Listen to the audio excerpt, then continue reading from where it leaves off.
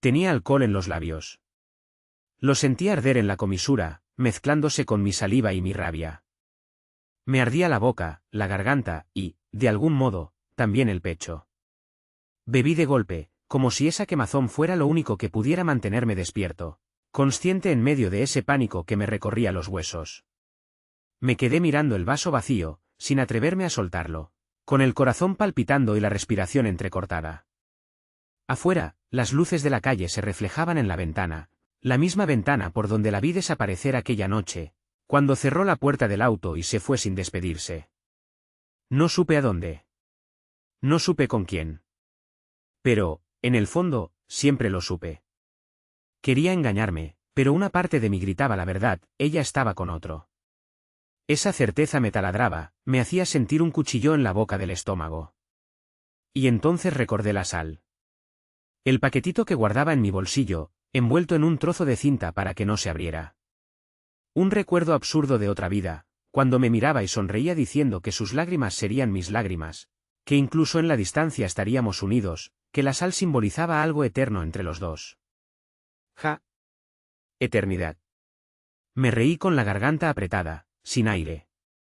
Esa sal ahora era prueba del engaño, más que promesa de lealtad. Cerré los ojos un instante, intentando recobrar el aliento. Me pareció escuchar su voz, dulce, confiada, repitiendo que todo estaría bien, que nadie nos rompería. Pero la voz se fue fundiendo en un eco agrio, casi burlón. Me incorporé, abrí la ventana y respiré la brisa pesada de la noche. El aire traía olor a pavimento caliente y a alguna parrillada lejana. En medio de esa mezcla, detecté un olor a lluvia que todavía no caía. El cielo amenazaba con tormenta. Las nubes cubrían las estrellas, como un presagio. Y yo, ahí, con el vaso vacío, me vi atrapado en la oscuridad. Cerré la ventana.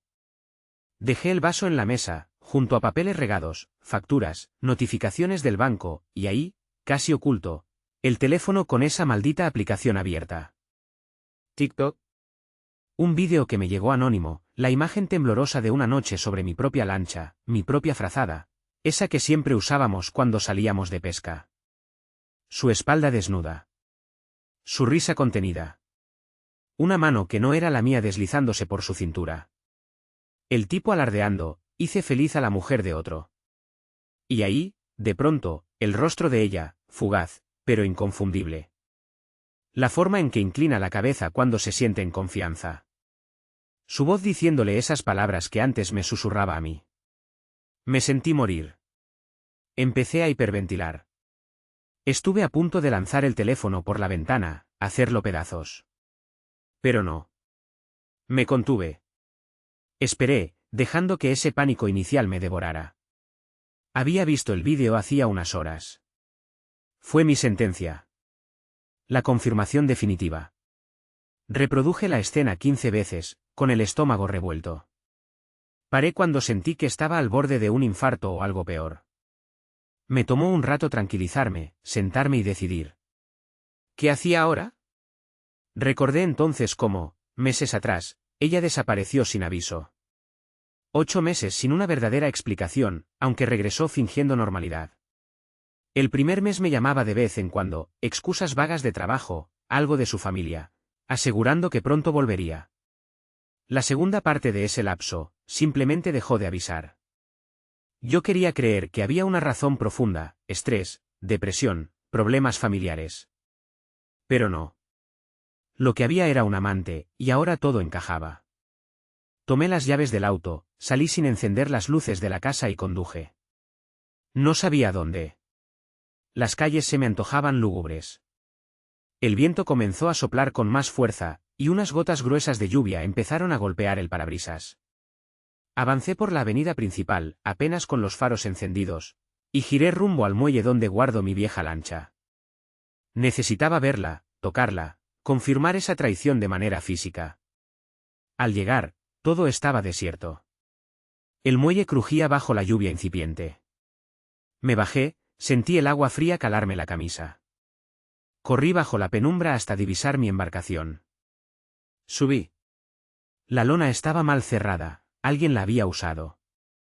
Entre la penumbra y la llovizna, Me pareció notar rastros pisoteados, algunas botellas vacías, y sobre la frazada que estaba arrinconada, un aroma a perfume femenino. Ese perfume que ella solía usar cuando quería impresionarme. Ahogué un grito. Sentí un retorcijón en la garganta. Reconocí la escena del vídeo. La misma posición de la cámara, el mismo ángulo. Todo coincidía. Me apoyé en el borde para no caer. Llorar no salía, lo que surgía era un vacío, como si me hubieran arrancado algo de dentro.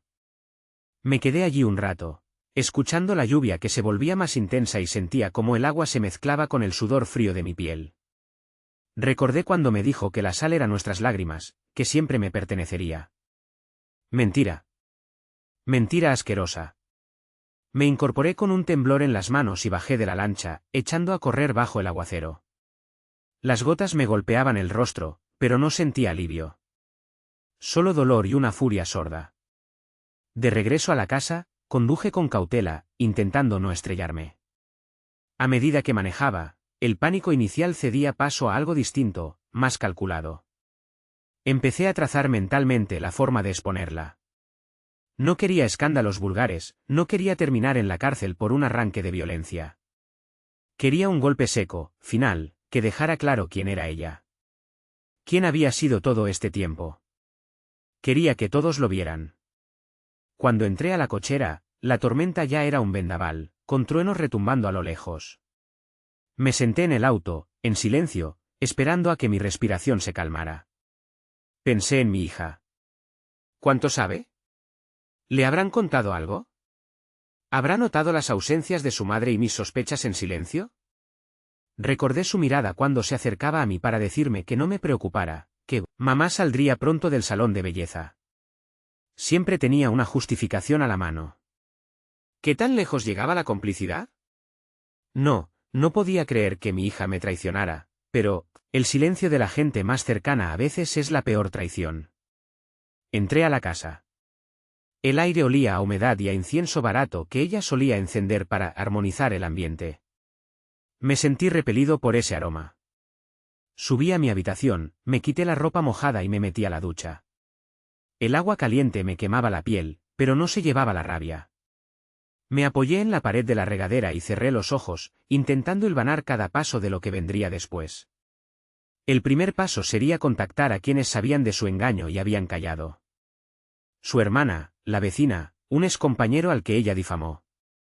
También iba a buscar a su padre, un hombre anciano que ella arrinconó en un asilo, casi olvidándolo, salvo para tomarse fotos de falsa devoción los días de fiesta. Quería que todos estuvieran presentes en el mismo lugar, el mismo día. Que la miraran.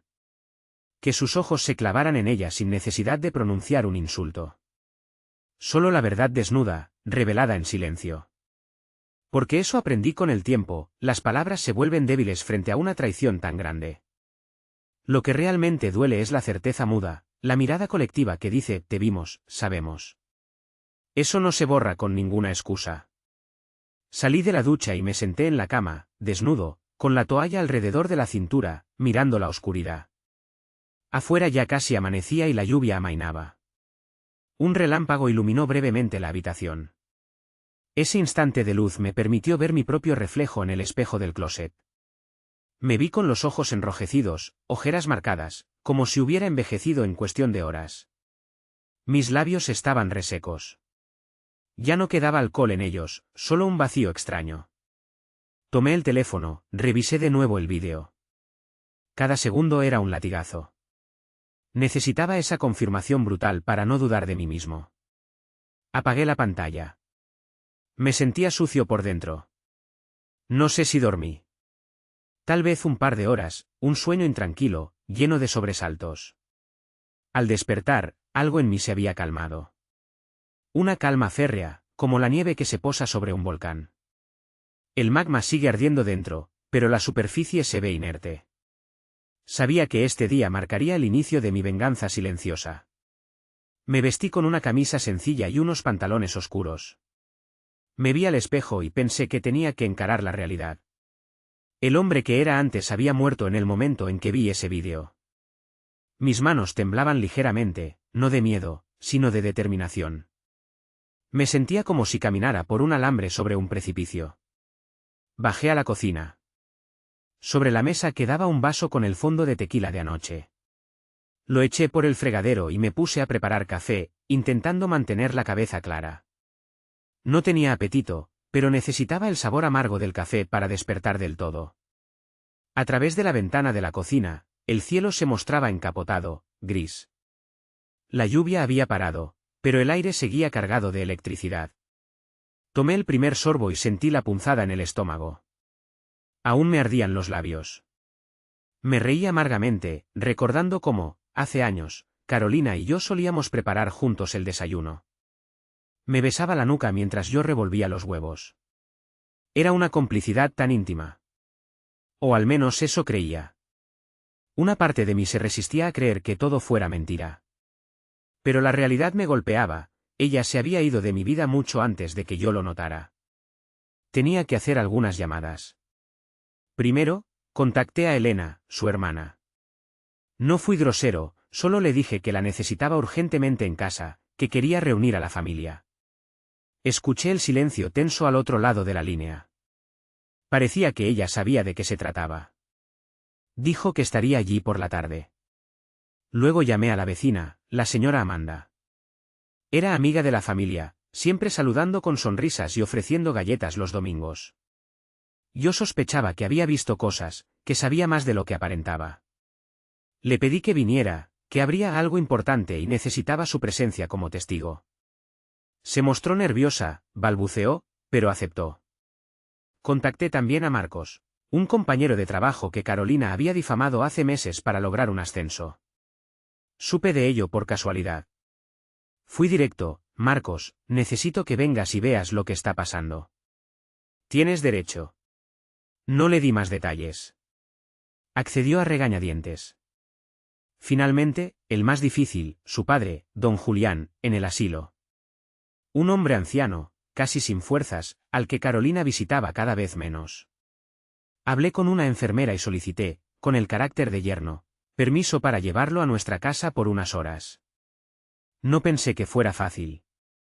Sin embargo, con algo de insistencia y firmando unos papeles, lo logré. Vendrían a traerlo con una ambulancia particular. Hecho esto, me dejé caer en el sillón.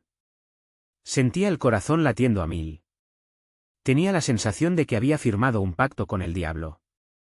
Una parte de mí quería detenerme, protegerla, proteger lo que quedaba de nuestra familia. Pero la herida era demasiado profunda. Sabía que esto terminaría de una sola forma, con la verdad expuesta ante todos. La verdad y el silencio. No iba a pronunciar un insulto, no iba a levantar la voz. Bastaba con que vieran lo que había hecho ella, que percibieran su falta de compasión. Encendí el televisor sin subir el volumen, solo por escuchar el murmullo de las noticias. Un presentador hablaba de algo banal. Ni siquiera presté atención. Pensaba en mi hija, en cómo manejaría ella esta situación. No estaba en la casa, se había quedado la noche con una amiga, o eso dijo. ¿O también estaba al tanto de toda la farsa?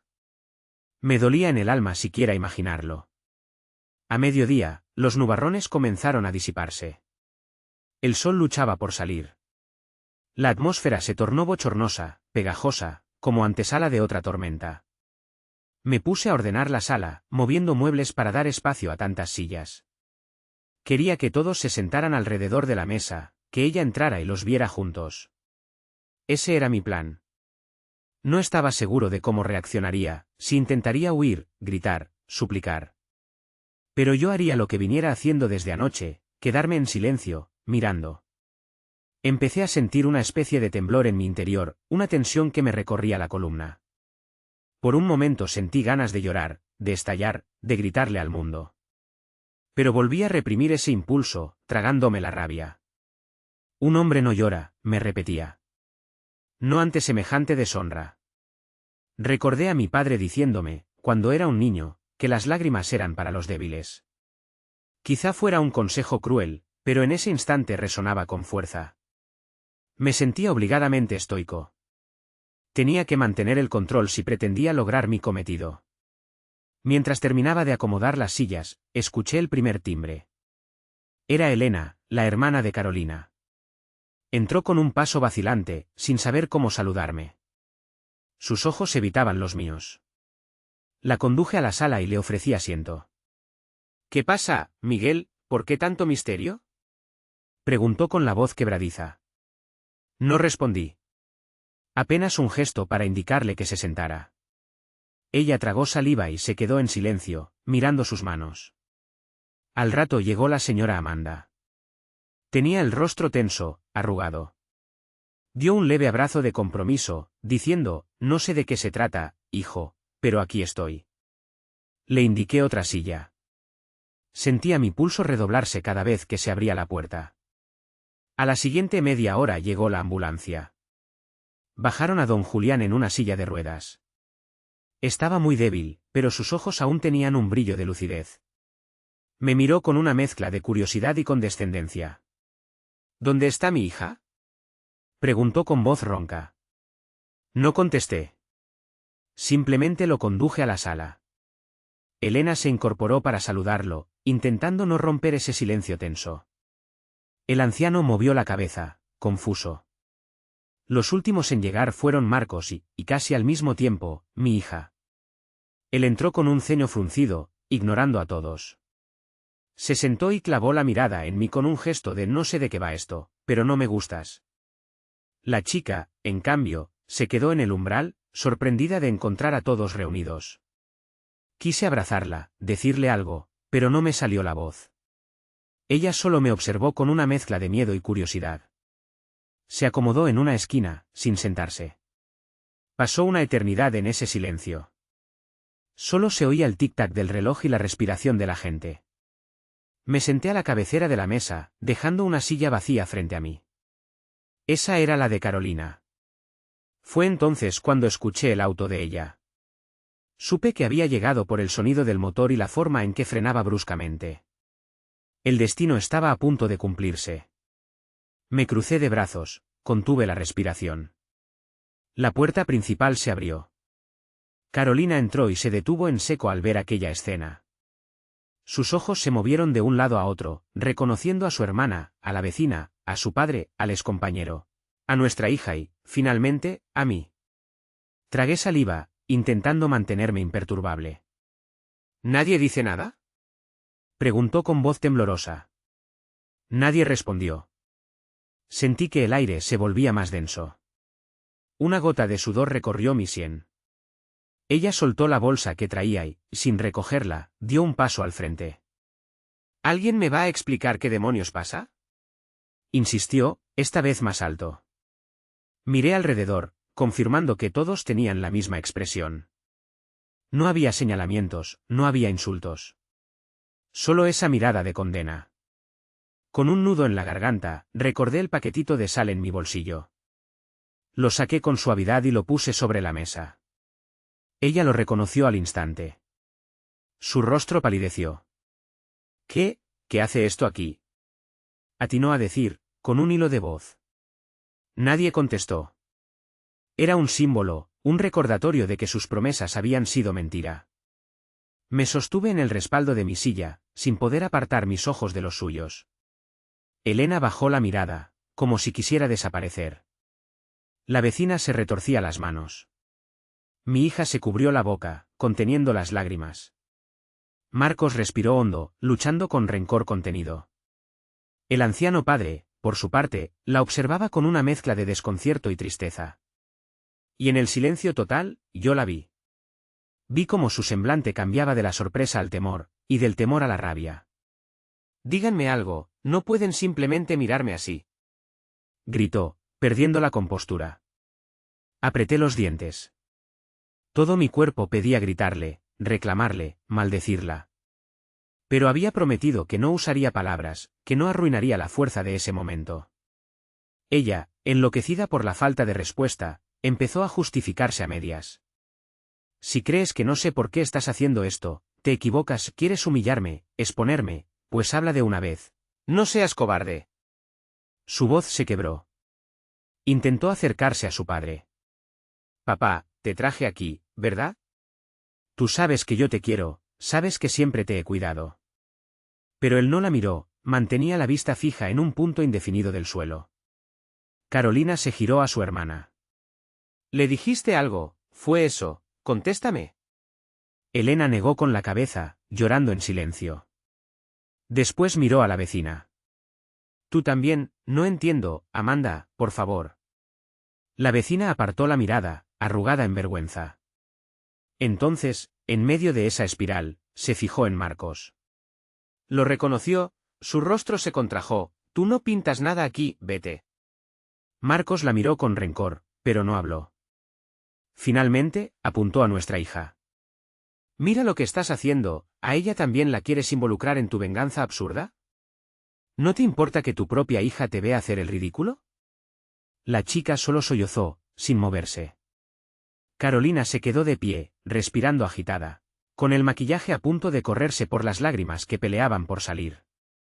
Se volteó hacia mí. Sus ojos ardían.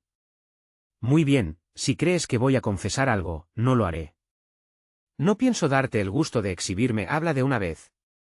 Dio un golpe sobre la mesa, pero el paquetito de sal permaneció inmóvil, como un testigo mudo. El silencio seguía siendo el arma. Podía ver cómo cada segundo sin respuesta la enloquecía más. De pronto, rompió a llorar, en un llanto mezclado con rabia y desesperación. ¿Por qué? ¿Por qué me haces esto? Hablaste con Kelvin, ¿verdad? Eres un desgraciado. Sabías que él y que Adrián tenían viejas rencillas. ¿Pretendes que me pongan en evidencia ante toda la ciudad? Empezó a soltar todo, el nombre de su amante, la culpa que la carcomía, las mentiras con las que me había envuelto. No era suficiente para ella que lo supiera yo, no podía soportar que lo supieran todos los demás, esos que ya sospechaban pero nunca habían tenido la prueba. Abrió la boca para decir algo más, pero se interrumpió con un sollozo, mirándome a los ojos. Ya lo sabías, ¿verdad?, me dijo casi en un susurro. Asentí levemente con la cabeza. No había marcha atrás. Se llevó las manos a la cara, intentando contener el llanto. Entonces, ¿qué quieres? ¿Divorciarte? ¿Ponerme en ridículo? Pues ya, hazlo. Pero no me hagas esta tortura silenciosa, no me... Cayó de pronto, como si se ahogara en sus propias lágrimas. Estaba esperando que respondiera, que explotara con reproches. Pero yo solo la miré. Sentí un vacío descomunal dentro de mí, como si el hombre que hubiera podido insultarla o rogarle ya no existiera. En ese momento entendí que lo que hacía no era por venganza simple, sino por exhibir la verdad que durante tanto tiempo se ocultó bajo su fingida inocencia. Me levanté con lentitud, tomé el paquetito de sal y se lo extendí. Ella retrocedió un paso. No. No, por favor. Pareció entender el simbolismo. La sal. Esa que ella me regaló tiempo atrás con la promesa de estar siempre conmigo. Al ofrecérsela ahora, le devolvía su mentira. Elena rompió a llorar, la vecina guardó la cabeza entre las manos. Marcos apretó los puños, con un gesto de satisfacción amarga, como si por fin ella estuviera recibiendo su merecido. Don Julián soltó un suspiro cansado. Todo era tenso, insoportable. Carolina no tomó el paquete. Me quedé con él en la mano, mirándola. Sintió la necesidad de justificarse entre hipidos. Dijo que no era feliz, que se sentía atrapada, que Adrián la hacía sentir viva otra vez. Palabras que brotaban atropelladas, tratando de encontrar comprensión, tal vez clemencia.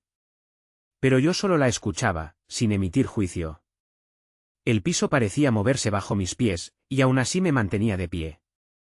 La lluvia volvió a caer afuera, primero como un rumor, luego como un golpeteo contra las ventanas. Parecía sincronizarse con la creciente desesperación de Carolina.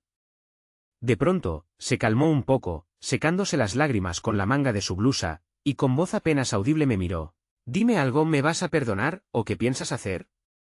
Le di la espalda.